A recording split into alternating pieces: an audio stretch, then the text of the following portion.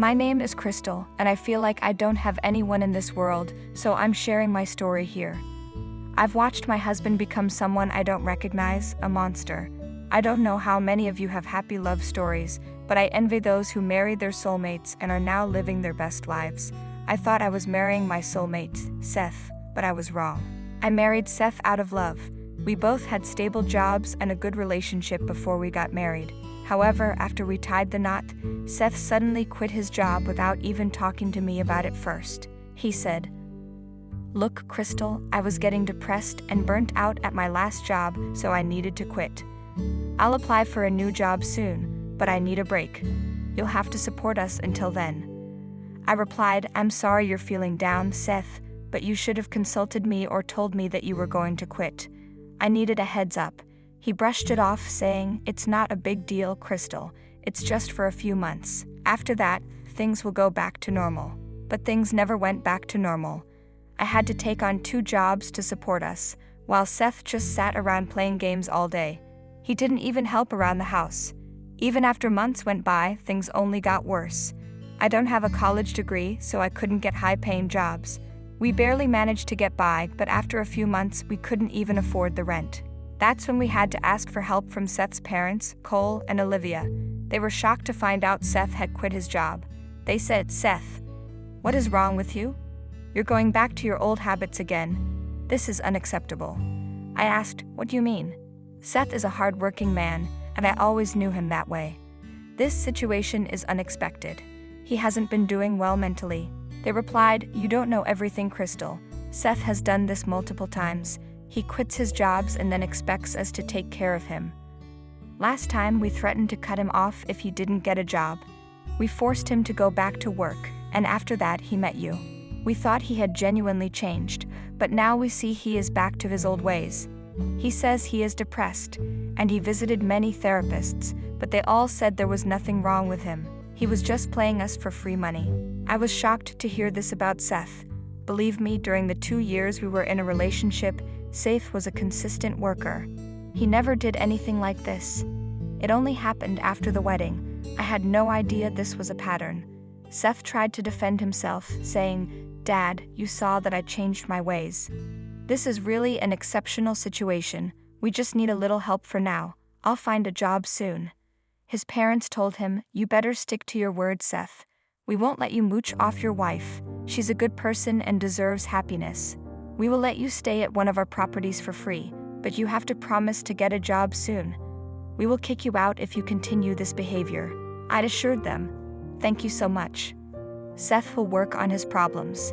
Thank you for helping us until then." Seth also promised his parents that he would find a job, but he never did.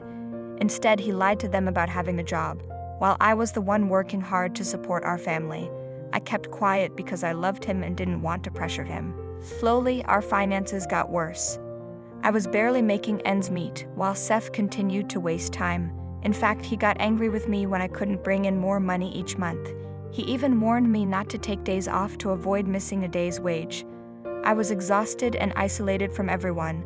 Seth hated it when I went out with friends. I was foolish and too in love to see the truth, so I stayed like this for a year. Yes, for an entire year. I worked like a slave and reduced myself to nothing. One day, I had enough and took a day off from both my jobs. When Seth saw that I didn't go to work, he said, "Why are you home, Crystal? You should be at work making money." I took the day off and said to Seth, "If I keep working like this, I'll die, Seth. This is unacceptable." He replied angrily, "Who told you that you can take a break? I warned you about this, Crystal, and you didn't listen." I shot back, "How can you be so cruel, Seth? For a whole year, I worked like a slave while you enjoyed my money. You isolated me from my friends because you didn't want me going out and spending money. This is hell, Seth. I deserve a day off and I will go out. You'll have to deal with it." I ran out of the house crying because I was hurt and needed to get away from him. I walked around the city and did some window shopping, but I didn't have much money to buy anything.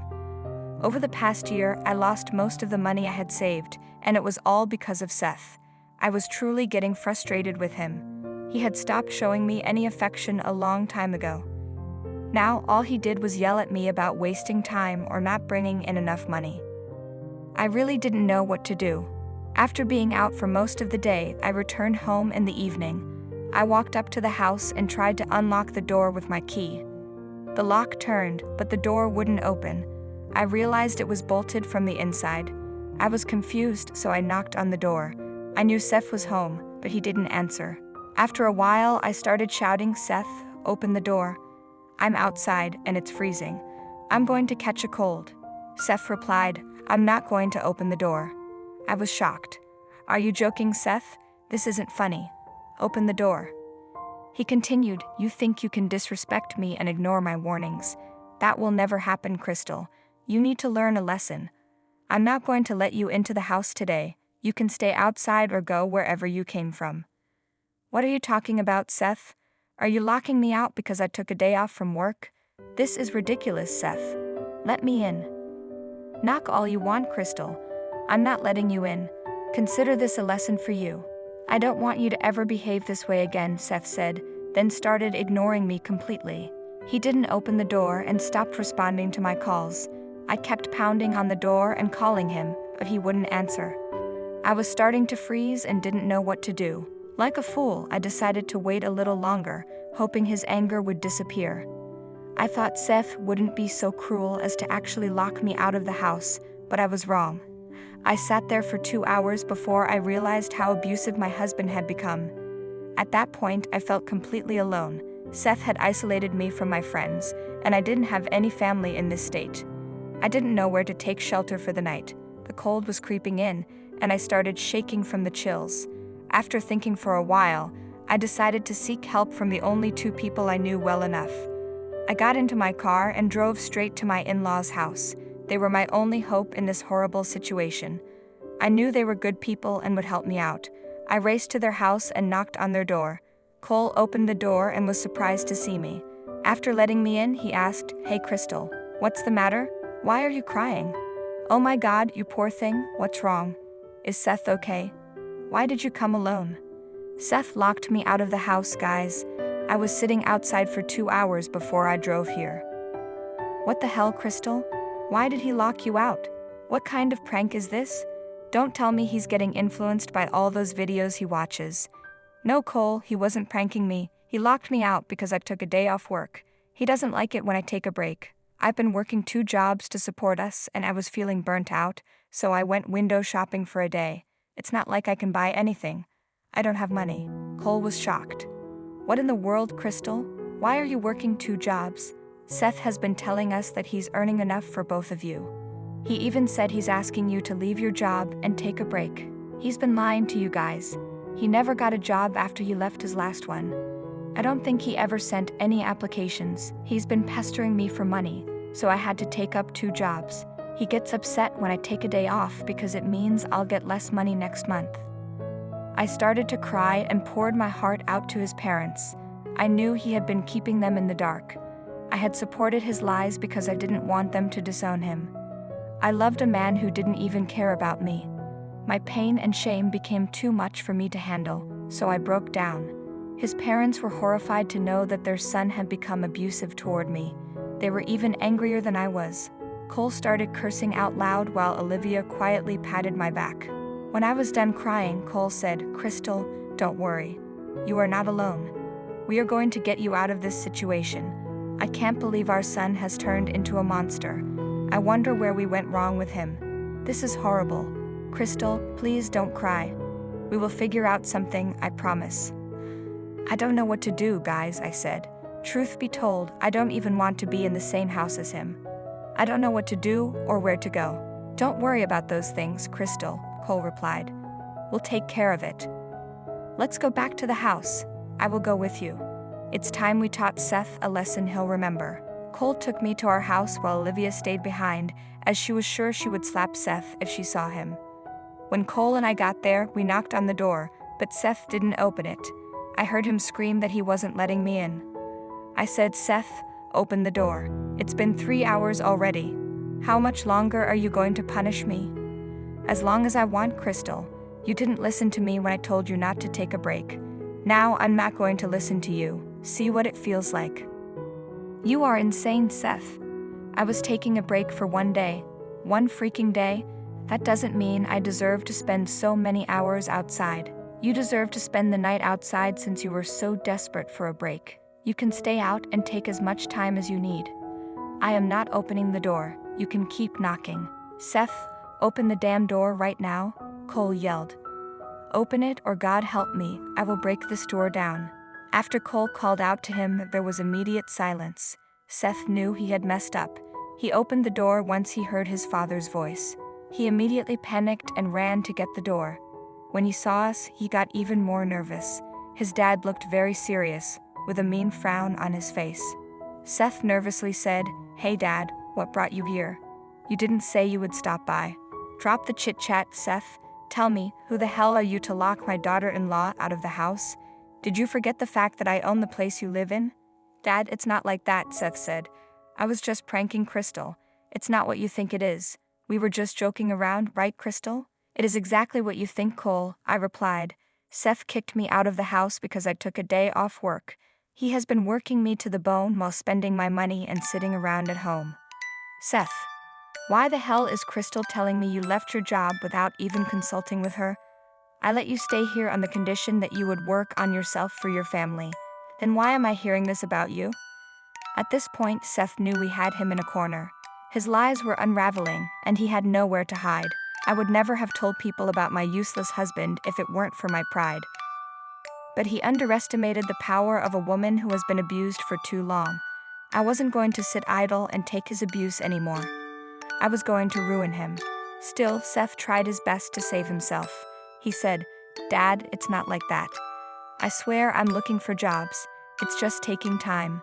You know how bad the job market is right now. I've sent so many applications, but I haven't heard back from them yet." "Oh really, Seth? Well, why don't you show me all the job applications you have sent? Then we will decide if you are telling the truth."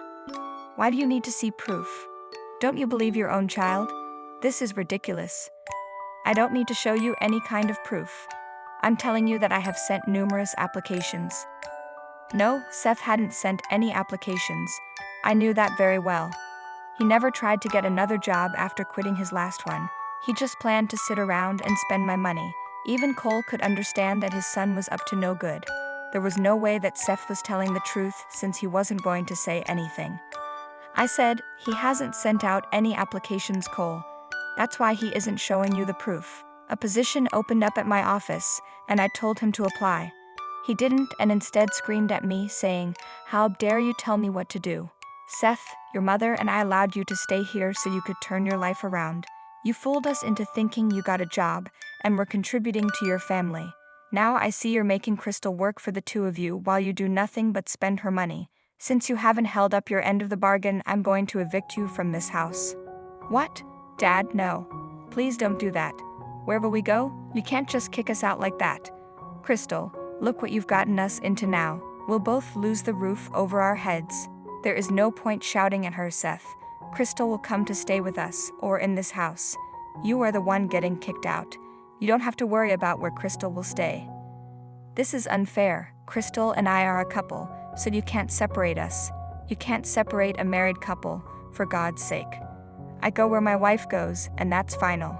If Crystal wants to stay married to me, she has to take me where she goes." "Yeah, well, in that case, I won't stay married to you anymore. I made that decision a while back, Seth. There is no way I'm going to continue this marriage. I will be divorcing you." Seth was dumbstruck by what I said. He didn't expect 2 blows in one night alone. All his life, he used the people around him to fund his expenses to some extent. For the last year, he managed to throw all his responsibilities on others. He expected life to continue like that. However, that was not going to happen. His parents and I were going to stand up for ourselves. Seth understood that he had just nuked his life at that point. He suddenly changed his demeanor. He cried and begged me not to leave him. He said, "Crystal, don't do this. You can't be serious. You're throwing away so many years of our relationship for a small mistake. Look, I know I shouldn't have locked you out, but it was just one day. We can work this out." "No, it wasn't just one day, Seth. You have been financially abusing me for the past year. You drained my savings and left me with nothing. You didn't even help me with house chores and complained when I asked. 1 year of this torture is enough, Seth. Not anymore. I am leaving. Crystal, you're being unreasonable. We can talk this out. Fine, I will start applying for jobs tomorrow. I'm sure I'll find something soon. Once I get a job, we can go to therapy and fix this, right? I know you well enough to know that you will not do any of that. I suggested all of those things last year. You ignored me and called me names every time. I know that if I listen to you now, you'll act like you've changed, but then you'll go back to how things are now. Dad, please help me convince Crystal. See, I'm willing to change, but she's not listening to me at all. Who's at fault here, Seth? Crystal is doing the right thing by divorcing you. You don't have the right to hold her back. Her logic is completely on point. She's a good girl, and I don't want her to waste her life with an abusive man like you anymore. Crystal, you can come over to our place and stay there until Seth is kicked out. I'll wait here while you pack your bags. I took the chance and went straight to my room to get my stuff. As promised, Cole waited for me downstairs while Seth tried to make him change his mind.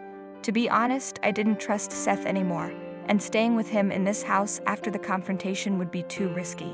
So I took Cole's offer to stay with them. I could hear Seth shouting and crying downstairs. Cole remained passive to everything and waited quietly for me. I got my stuff and went downstairs. Seth tried to physically block me with his body.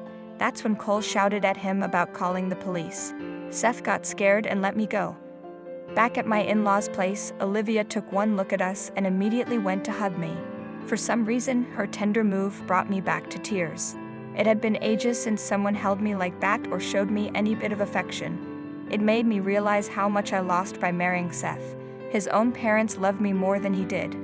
Olivia brought me into the house and assured me I could stay with them as long as I wanted, so I decided to stay there for the time being. I didn't file for divorce straight away. Why? Because I needed Seth to get back on his feet to avoid paying him alimony. Seth would be forced to find work once the month was up, and he would have to move. Until then, he could enjoy half of whatever I had in our joint account. I transferred half of the funds into my account and left him with the rest. I promised myself not to send any funds into that account again. Seth tried his best to convince me to return to him. He showed up at his parents' place multiple times to get us to forgive him. We didn't, of course. In fact, this time, his mother verbally attacked him for being such a deadbeat. She even called him a poor excuse for a man. Seth was crying and begging for forgiveness. It was truly glorious. The month passed and Seth was forced to move out of the house. He tried to fight the move, which led to his parents almost calling the cops. I guess Seth was finding it hard to believe his parents were actually kicking him out. Anyway, since then, he has been couch surfing with his friends, but had to get a job, of course. I mean, who would host him for free day after day? Everyone knew about his bad habits of becoming a parasite on others. Seth couldn't find a good job, but he made do. As soon as he moved into a place, I filed for divorce. The process was easy because Seth didn't have any money for a lawyer. He resigned himself to his fate and let us get divorced. I didn't have to pay him any alimony because our income difference wasn't much. I left one of my jobs because I no longer needed to support another person. Plus, his parents were hosting me for free, which let me rebuild my savings. Anyway, we split amicably because we didn't have the means to fight. He apologized to me multiple times, but I didn't forgive him. I'm now living in a 2-bedroom apartment with a roommate. Things are picking up for me. I visit Olivia and Cole since they have become my family as well. They are also refusing to forgive Seth, and it doesn't look like their relationship will ever go back to normal.